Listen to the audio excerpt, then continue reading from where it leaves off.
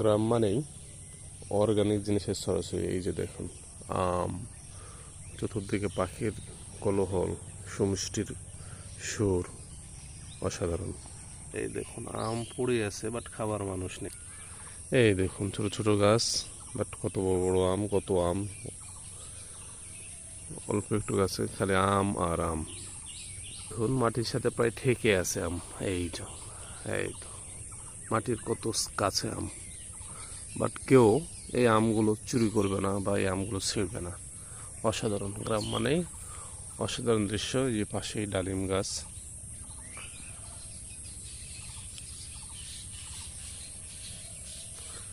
পাখির কিচির মিচির,